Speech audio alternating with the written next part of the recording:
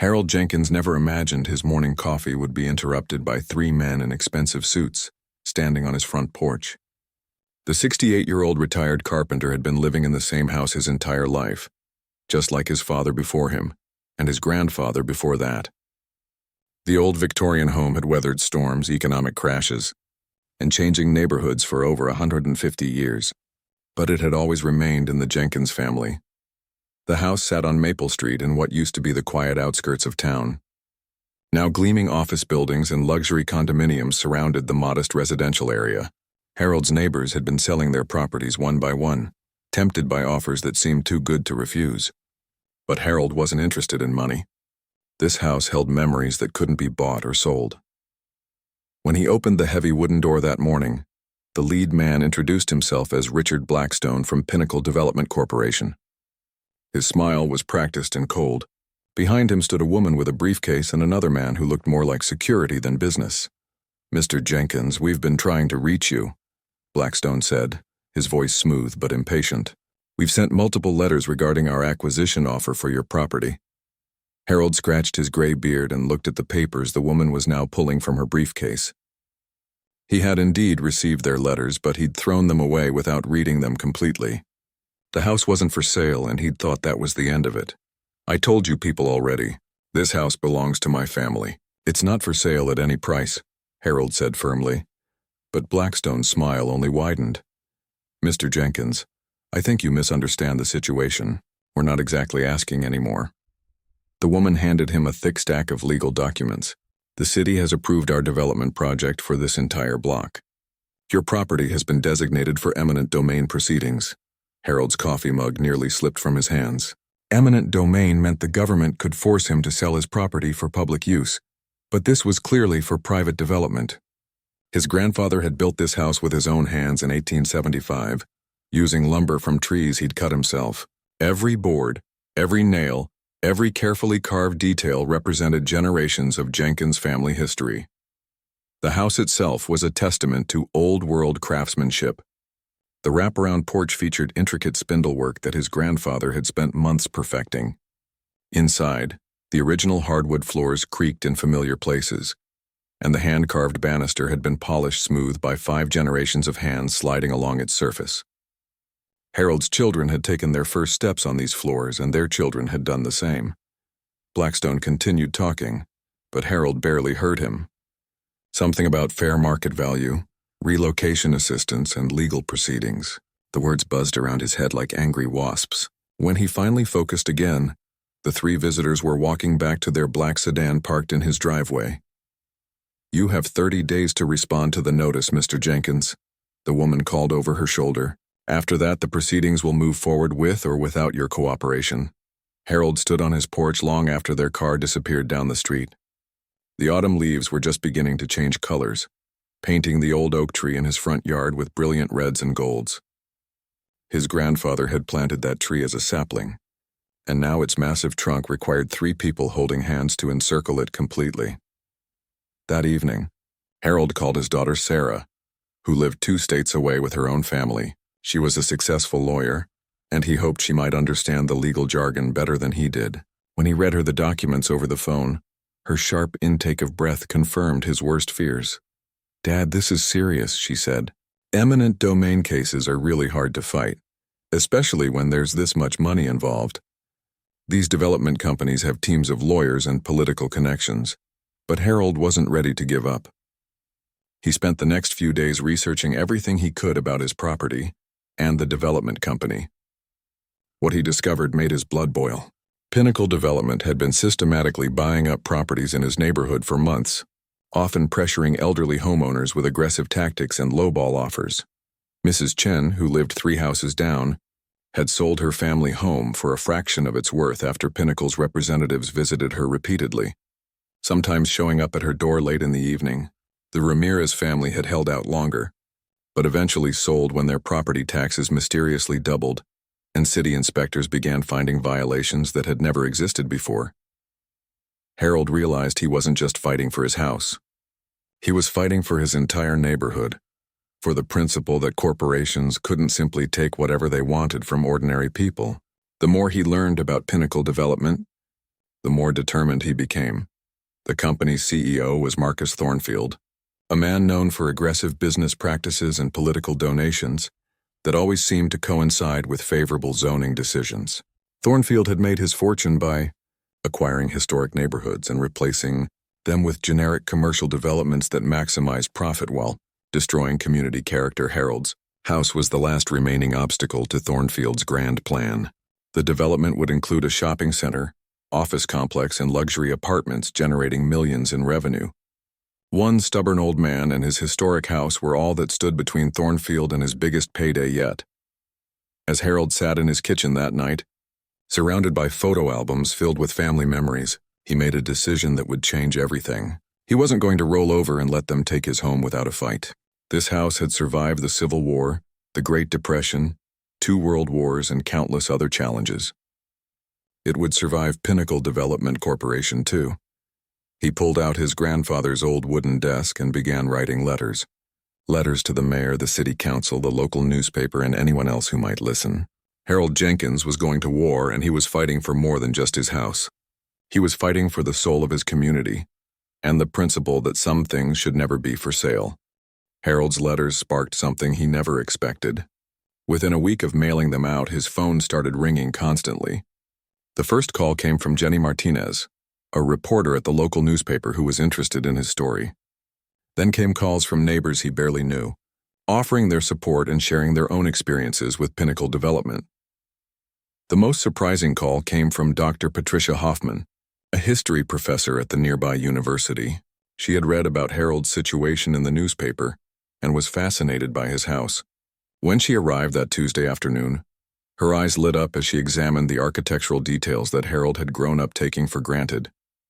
"Mr. Jenkins, do you realize what you have here?" she asked, running her fingers along the original crown molding in the front parlor. "This house is a perfect example of 1870s Gothic Revival architecture. These hand-carved details, the original slate roof, the intact Victorian-era plumbing fixtures, they're incredibly rare." Harold had always known his house was old, but he'd never thought of it as historically significant.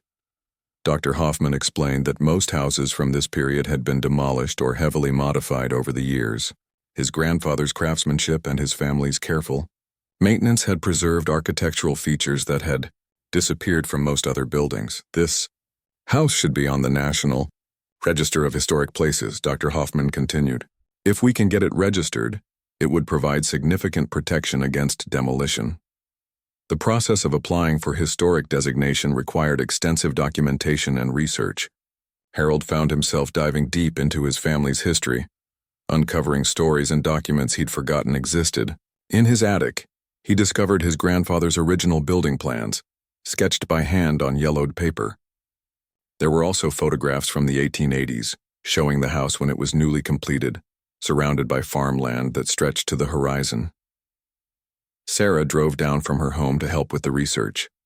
She brought her teenage son, Michael, who was skilled with computers and helped digitize old family documents. Working together, they pieced together not just the history of their house, but the history of their entire neighborhood. The area had originally been settled by German immigrants in the 1860s. Harold's great-grandfather had been among the first residents, purchasing the land when it was still considered far outside the city limits. The neighborhood had grown slowly, with each family building their homes by hand using local materials and traditional craftsmanship techniques. Meanwhile, Pinnacle Development wasn't sitting idle.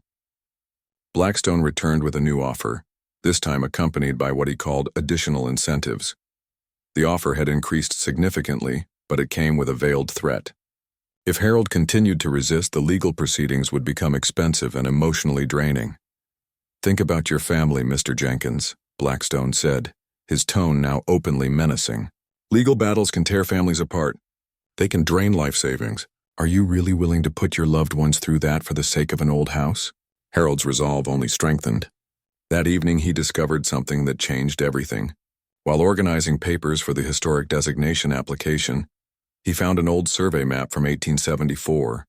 The map showed property boundaries that didn't match the current city records. According to his grandfather's original land purchase documents, the Jenkins property extended 15 feet further east than anyone had realized. Sarah's legal training proved invaluable as they researched the property boundaries. What they discovered was shocking. The city had apparently made an error decades earlier when updating their mapping system. Harold actually owned a strip of land that the city had been treating as a public right-of-way for over 30 years. This wasn't just a minor property dispute. The misplaced boundary line meant that part of Pinnacle Development's planned construction would be on Harold's land without his permission. The company had already invested significant money in architectural plans and city approvals based on incorrect property information. When Sarah presented this discovery to a surveyor, he confirmed their findings. The original 1874 survey markers were still embedded in the ground, exactly where Harold's grandfather had placed them. Modern GPS technology verified that the current city maps were indeed incorrect. The revelation created a legal nightmare for Pinnacle Development. Their entire project had been designed around property boundaries that didn't legally exist. Correcting the error would require expensive redesigns and new city approvals, potentially delaying the project for months or even years. Harold's story began attracting attention beyond the local newspaper. A regional television station sent a crew to film his house and interview him about his fight against corporate development. The reporter, a young woman named Amanda Clark, was particularly interested in the human side of the story. "This isn't just about one old man and one old house," Amanda said during her broadcast. "This is about whether ordinary citizens can stand up to powerful corporations that seem to believe everything is for sale." The television coverage brought unexpected allies. The State Historical Society contacted Harold about fast-tracking his application for historic designation. A group of architecture students from the university volunteered to help document every detail of his house for the application. Even some of his neighbors who had already sold their properties to Pinnacle began expressing regret about their decisions. But the attention also brought increased pressure from Pinnacle Development. City inspectors began showing up at Harold's house almost weekly, citing minor violations that had never been problems before. His property taxes received a suspicious reassessment that nearly tripled their value. Anonymous phone calls came at odd hours with voices suggesting he should take the money and leave town for his own good. The harassment only made Harold more determined. He realized that Pinnacle wasn't just trying to buy his house anymore. They were trying to make his life so miserable that he would give up and sell just to escape the constant pressure. Sarah suggested hiring additional legal help, but Harold was reluctant to spend money he didn't have on lawyers. That's when Dr. Hoffman surprised him with news that changed the entire game. The university's law school was interested in taking his case as part of their community legal clinic. A team of law professors and their best students would represent him free of charge. The lead attorney was Professor Elizabeth Warren, not the famous politician, but a local property rights expert with the same name and an equally fierce reputation for fighting corporate overreach. She reviewed Harold's case and immediately recognized its broader implications. "This isn't just about eminent domain anymore," she explained to Harold during their first meeting. "This is about fraud, property theft, and corporate intimidation. We're going to make Pinnacle Development wish they had never heard of Maple Street." Professor Warren and her legal team wasted no time launching their counterattack. Their first move was filing a lawsuit against both Pinnacle Development and the city for conspiracy to defraud Harold of his rightful property. The lawsuit detailed not only the boundary line errors, but also a pattern of suspicious activities that suggested corruption at the highest levels. The legal filing sent shockwaves through City Hall. Within days, 3 city council members who had voted to approve Pinnacle's development project suddenly announced they were recusing themselves from further discussions due to potential conflicts of interest. The mayor, who had been photographed at several expensive dinners with Marcus Thornfield, claimed he had no memory of any private meetings with Pinnacle executives. Harold found himself at the center of a media storm. News crews camped outside his house and reporters called constantly asking for interviews. The story had grown beyond a simple property dispute into a symbol of corporate greed versus individual rights. Social media campaigns with hashtags like Gurtbuying Save Harold's House and Stop Pinnacle began trending locally. The attention brought unexpected revelations. Former Pinnacle employees began coming forward with inside information about the company's practices.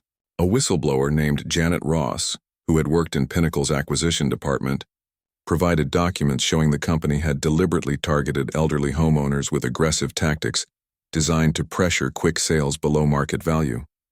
They had a whole playbook, Janet explained during a recorded interview with Professor Warren's team. Step 1 was the friendly approach with a generous offer. Step 2 was increasing pressure through repeated visits and phone calls. Step 3 involved using city connections to create problems. Sudden code violations, tax reassessments, utility issues. Step 4 was threatening expensive legal battles that most elderly people couldn't afford. The documents Janet provided showed that Harold's case followed this pattern exactly. Pinnacle had even assigned him a threat level rating based on their assessment of his likelihood to resist their tactics. The company had specifically targeted him because his house was the final piece needed for their development project. More disturbing was evidence that Pinnacle had cultivated relationships with city officials through campaign contributions, expensive meals, and promises of lucrative consulting contracts after they left public service. The paper trail showed a clear pattern of quid pro quo arrangements that violated multiple ethics laws. As this information became public, other Pinnacle victims began speaking out. The Chen family revealed that city inspectors had cited them for violations that didn't actually exist, forcing expensive repairs for problems that weren't problems. The Ramirez family discovered their property tax reassessment had been based on inflated comparable sales that turned out to be fictitious transactions created by Pinnacle to manipulate property values. Harold's case became a rallying point for everyone who felt powerless against corporate manipulation. Support came from unexpected places. The local construction workers union announced they would refuse to work on any Pinnacle project that involved Harold's property. The Chamber of Commerce, usually supportive of development projects, issued a statement distancing themselves from Pinnacle's unethical business practices. Meanwhile, the historic designation application was moving forward rapidly. Dr. Hoffman had assembled an impressive team of architectural historians, photographers, and preservation experts who documented every detail of Harold's house. Their research uncovered fascinating details about the building's construction and historical significance. The house featured several architectural elements that were extremely rare. The original gas lighting fixtures had been converted to electricity in the 1920s, but retained their Victorian-era glass shades and brass fittings. The kitchen still had its original cast-iron stove, which had been manufactured by a company that went out of business in 1898. Most remarkably, the house retained its original servant's bell system, with pull cords in each room connected to bells in the kitchen. Even more significant was the discovery that Harold's grandfather had been a master carpenter who had built several other important buildings in the area. The craftsmanship in Harold's house represented techniques and artistry that had virtually disappeared from modern construction. Hand-carved wooden elements, mortise and tenon joinery, and decorative plasterwork showed skills that took years to master. The State Historic Preservation Office fast-tracked Harold's application, recognizing both the architectural significance and the urgent threat of demolition. Within 6 weeks, a process that usually took 6 months, Harold received notification that his house had been accepted for the National Register of Historic Places. The historic designation provided legal protection against demolition, but Pinnacle development wasn't finished. Their lawyers filed appeals challenging the historic designation process, claiming it had been rushed through to thwart legitimate development. They also increased their harassment campaign, hoping to pressure Harold into abandoning his legal protections. City code enforcement officers began appearing at Harold's house multiple times per week. They cited him for peeling paint on his back fence, overgrown grass that was exactly 1 inch above the legal limit, and a loose board on his porch steps that posed an alleged safety hazard. Each violation came with fines and deadlines for expensive repairs. The harassment extended beyond Harold himself. Sarah received threatening phone calls at her home 2 states away, with anonymous voices warning her to convince her father to be reasonable. Michael, Harold's grandson, found his car vandalized in his college parking lot after posting supportive messages about his grandfather on social media. But the intimidation tactics backfired. Each new incident generated more negative publicity for Pinnacle development. Local businesses began refusing to serve Pinnacle employees. Contractors declined to bid on Pinnacle projects. The company's reputation in the community was crumbling. Professor Warren's investigation had expanded far beyond Harold's individual case. Her team had uncovered evidence of similar corruption in 3 other cities where Pinnacle operated. The pattern was always the same: aggressive acquisition tactics, questionable relationships with city officials, and systematic harassment of residents who refused to sell. The breakthrough came when a former city planning official named Robert Torres agreed to cooperate with investigators. Torres had been involved in approving Pinnacle's development permits, and his conscience finally overcame his fear of retaliation. His testimony revealed the full extent of the conspiracy. Torres described meetings where Pinnacle executives had explicitly discussed strategies for forcing Harold to sell. They had mapped out a campaign of legal and bureaucratic pressure designed to exhaust his financial resources and emotional energy. City officials had been willing participants, seeing Pinnacle's development project as a source of increased tax revenue and personal enrichment. They weren't just trying to buy his house, Torres explained. They were trying to destroy his life until selling seemed like his only option for peace. They talked about him like he was an obstacle to be removed, not a human being with rights. The revelation that city officials had conspired to harass a 68-year-old man out of his family home created a public relations disaster for everyone involved. Protesters began appearing at city council meetings demanding accountability. Local newspaper editorials called for criminal investigations and resignations. Pinnacle Development found itself fighting battles on multiple fronts: legal challenges to their permits, ethics investigations into their city relationships, criminal inquiries into their intimidation tactics, and a public relations nightmare that was damaging their business throughout the region. The criminal investigation into Pinnacle Development's activities moved swiftly once Robert Torres provided evidence of the conspiracy.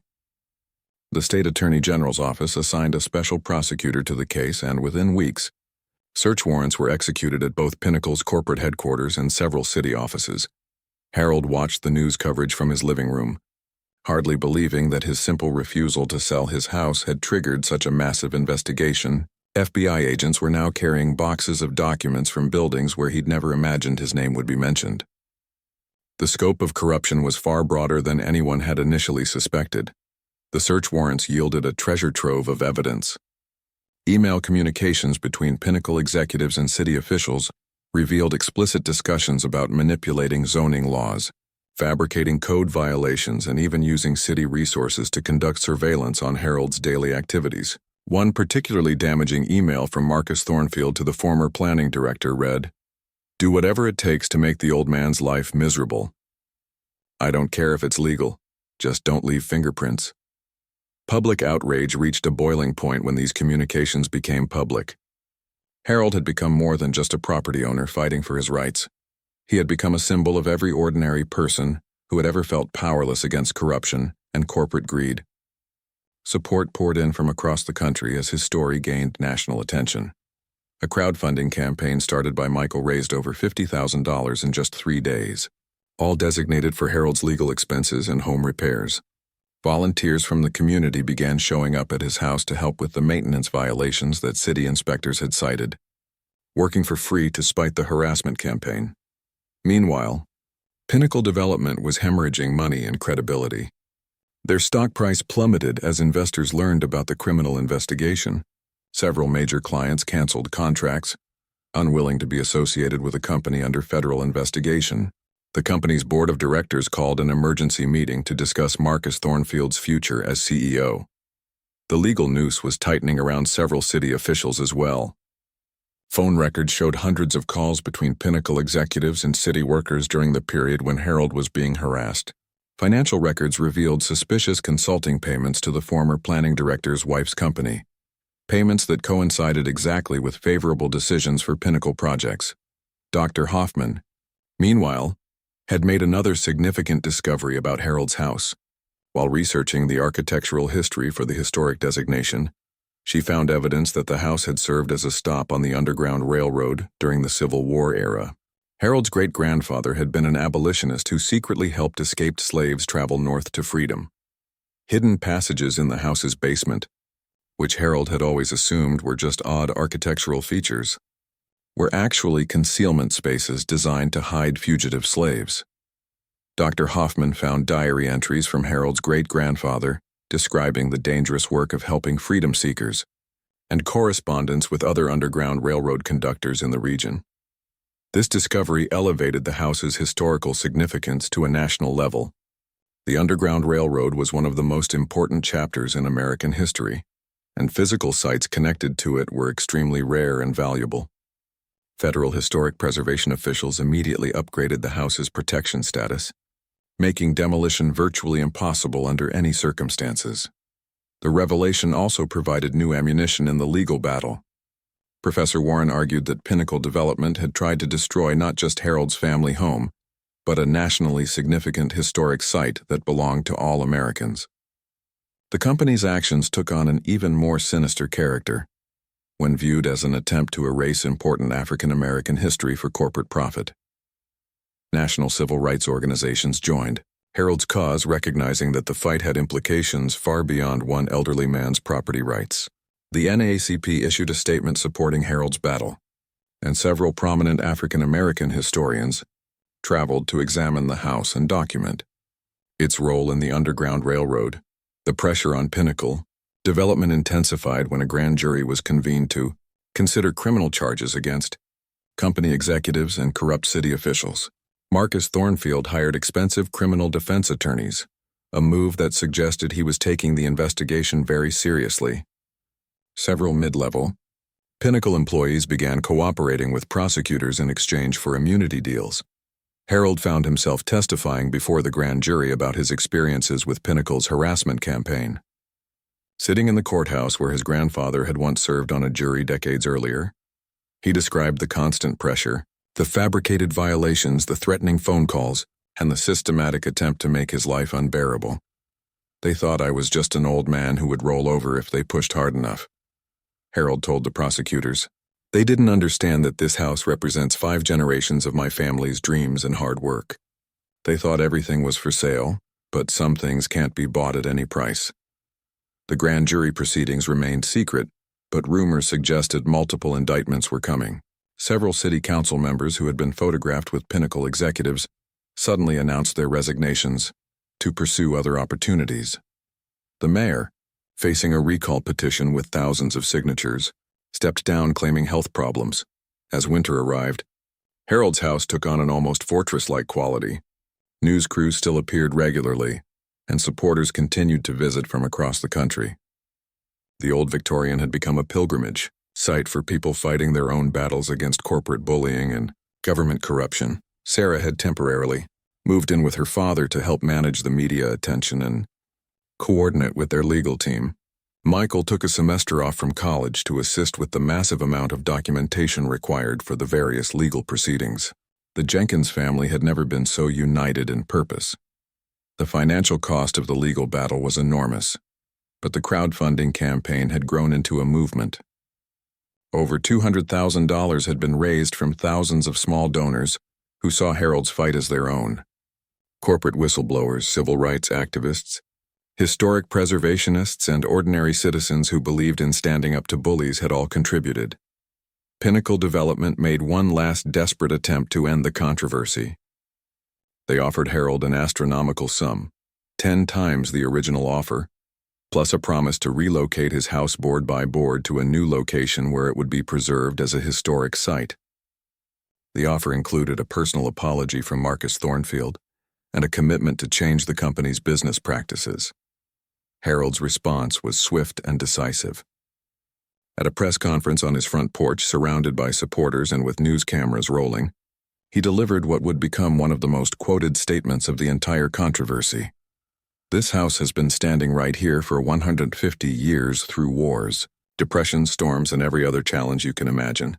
My family built it with their own hands, and 5 generations of us have called it home. You can't relocate 150 years of memories and history. Some things belong exactly where they are, and this is one of them. The press conference ended with Harold announcing that he was turning down Pinnacle's offer and would continue fighting until justice was served. The crowd of supporters erupted in applause, and news outlets around the country carried footage of the determined elderly man who refused to be intimidated by corporate power. The grand jury's decision came on a cold February morning that changed everything. 17 indictments were handed down, including charges against Marcus Thornfield for conspiracy, bribery, and intimidation. 3 former city officials were charged with corruption, and 2 current city council members faced federal charges for their roles in the scheme. Harold received the news while having breakfast in his kitchen, the same room where his grandfather had eaten meals over a century earlier. Professor Warren called personally to deliver the news, her voice barely containing her excitement. "Harold, we got them. All of them." The charges were serious. Thornfield faced up to 20 years in federal prison if convicted on all counts. The conspiracy charges alleged that he had orchestrated a systematic campaign to defraud Harold and other property owners through bribery, intimidation, and abuse of government power. The evidence was overwhelming: thousands of emails, recorded phone calls, financial records, and witness testimony painted a picture of brazen corruption.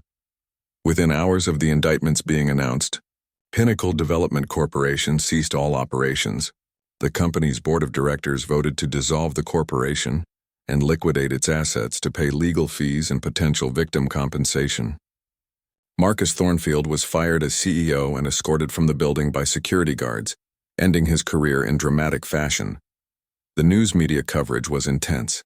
Harold's story had captured national attention as a David versus Goliath tale, and the criminal charges validated everything he had claimed about corporate intimidation and government corruption. Cable news programs invited him for interviews. Magazines wanted to feature his house, and Hollywood agents called about movie rights. But Harold remained focused on the most important outcome: his house was safe. The criminal charges had effectively ended any possibility that Pinnacle or any other developer could threaten his property.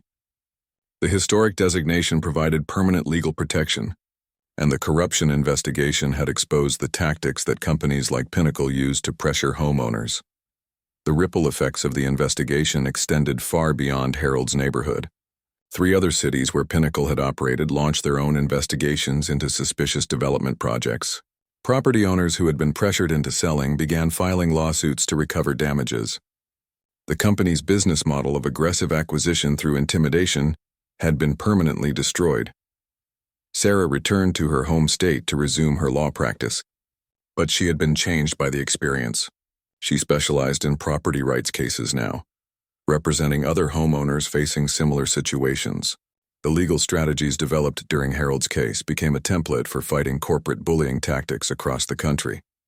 Michael finished his college degree but chose to study historic preservation.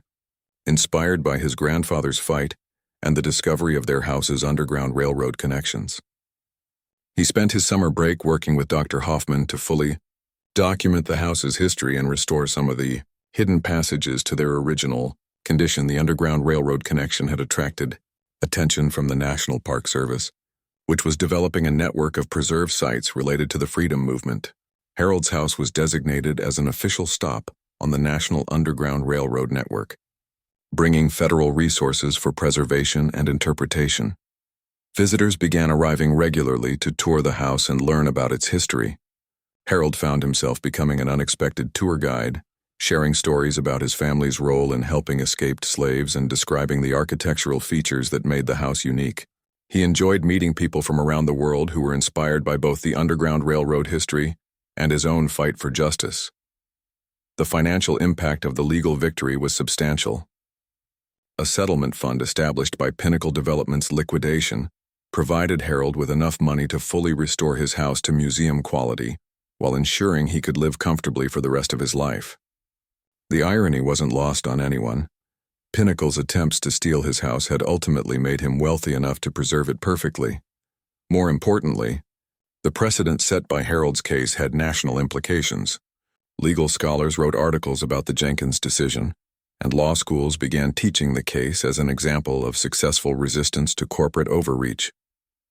Property rights advocates cited Harold's victory when fighting similar battles across the country. The corrupt city officials faced varying fates. 2 were sentenced to federal prison terms while others received probation and hefty fines. The former planning director lost his pension and was banned from ever working in government again. The city was forced to implement comprehensive ethics reforms and establish an independent oversight committee to prevent future corruption. Marcus Thornfield's trial became a media spectacle. The evidence against him was so overwhelming that his expensive legal team eventually advised him to plead guilty in exchange for a reduced sentence. He was sentenced to 8 years in federal prison and ordered to pay millions in restitution to his victims. His business empire collapsed completely, and his personal assets were seized to pay damages. Harold attended Thornfield's sentencing hearing, sitting in the front row as the man who had tried to destroy his life was led away in handcuffs. There was no satisfaction in seeing another human being imprisoned, but there was a sense of justice finally being served. The powerful had been held accountable for their crimes against ordinary people. The neighborhood around Harold's house was transformed by the controversy. Instead of being demolished for a shopping center, the area was rezoned as a historic district with strict preservation requirements. Several other historic homes that had been threatened were restored, and the street became a destination for architecture enthusiasts and history buffs. Property values in the neighborhood actually increased after the preservation designation, proving that protecting historic character could be more economically beneficial than destroying it. Local businesses thrived as tourists came to see Harold's house and learn about the Underground Railroad history. The area became a model for heritage tourism development. Dr. Hoffman received a prestigious grant to study other potential Underground Railroad sites in the region. Her research, sparked by Harold's house, led to the identification of several other historic properties with connections to the freedom movement. A network of preserved sites was established, creating an educational trail that attracted visitors from around the world. Harold's story inspired a documentary film that won several awards and brought even more attention to issues of corporate overreach and historic preservation. The film featured interviews with Harold, his family, and many of the people who had supported his fight. It became required viewing in many college courses on civil rights, business ethics, and community activism. On the first anniversary of the indictments, Harold hosted a celebration on his front porch.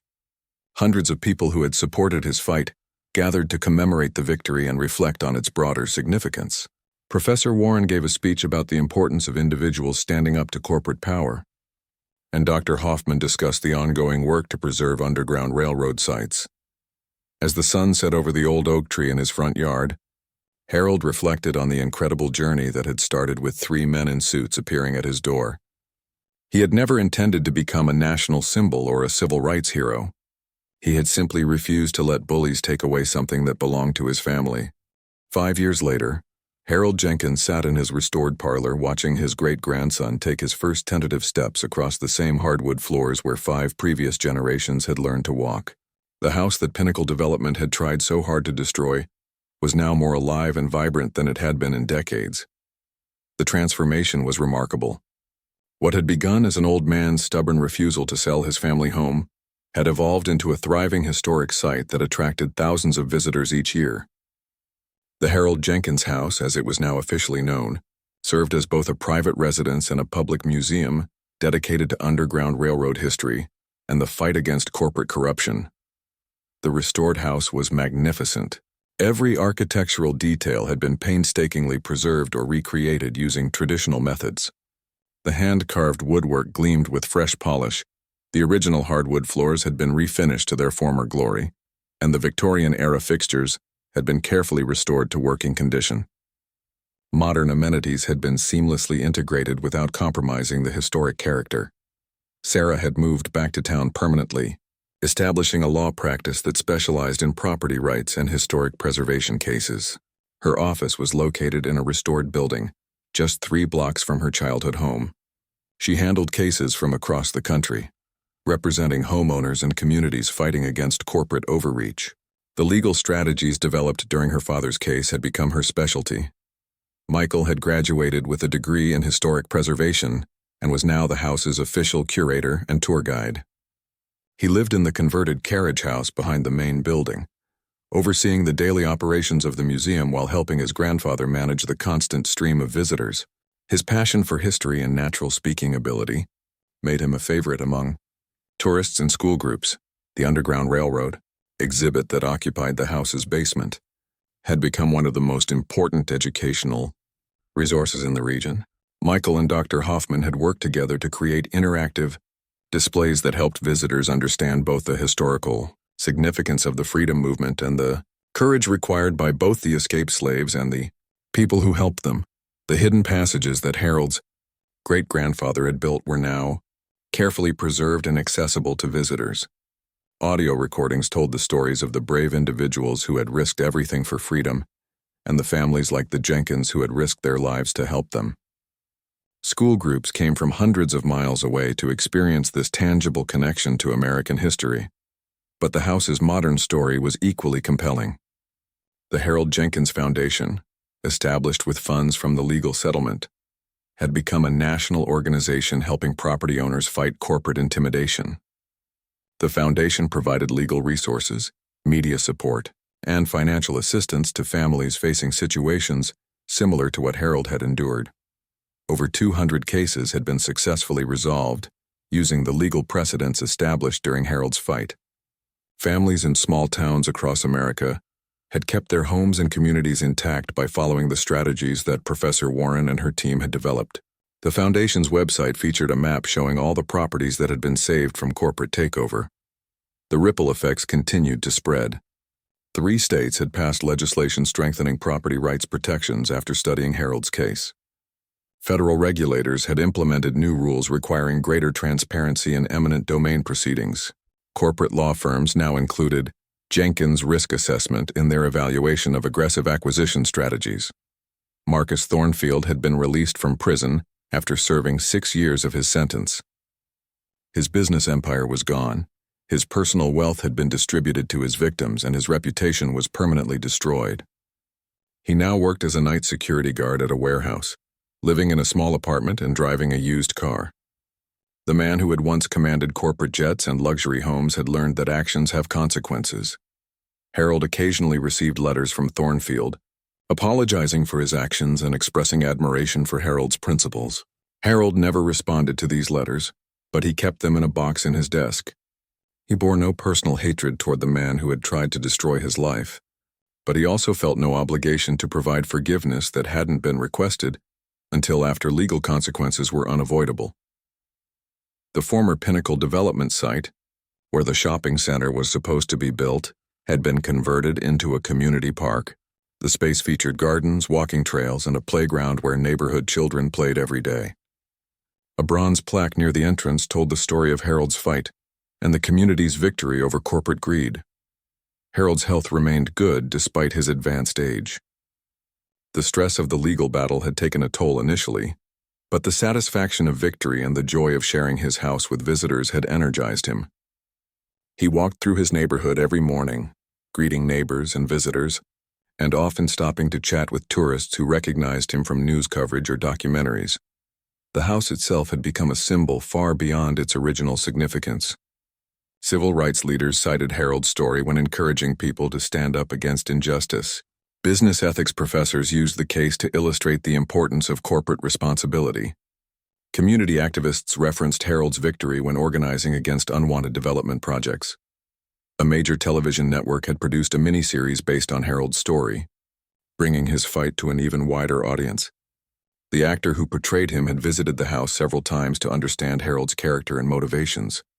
Harold found it amusing to watch his life dramatized on television, though he insisted the real story was more interesting than any fictional version. The annual Harold Jenkins Day celebration had become a significant event in the city's calendar. Thousands of people gathered each year to commemorate the anniversary of his victory and to celebrate the principles of individual rights and community resistance. Speakers from around the country shared stories of their own fights against corporate overreach, creating a network of activists and supporters. Educational institutions regularly brought students to study both the house's Underground Railroad history and Harold's modern civil rights battle.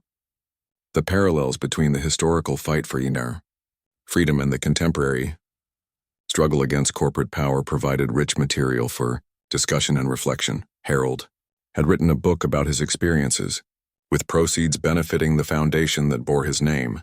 The book became a bestseller, resonating with readers who had faced their own battles against powerful institutions. He traveled occasionally to speak at colleges and community groups, always emphasizing that ordinary people could make extraordinary differences when they refused to give up. As evening approached and the last tour group of the day departed, Harold sat on his front porch in the same rocking chair where his grandfather had spent countless evenings. The old oak tree cast familiar shadows across the lawn, and the sounds of children playing in the distance reminded him that his fight had been about more than just one house. He had preserved not just a building, but a way of life that valued history, community, and individual dignity over corporate profits. The house would continue standing long after he was gone, serving as a reminder that some things could never be bought or sold, and that sometimes the most important victories came from simply refusing to surrender. The 150-year-old house had survived its greatest threat and emerged stronger than ever, its future secured for generations to come. Harold smiled as he watched the sunset paint the sky the same colors it had painted for his grandfather, knowing that some things truly were worth fighting for.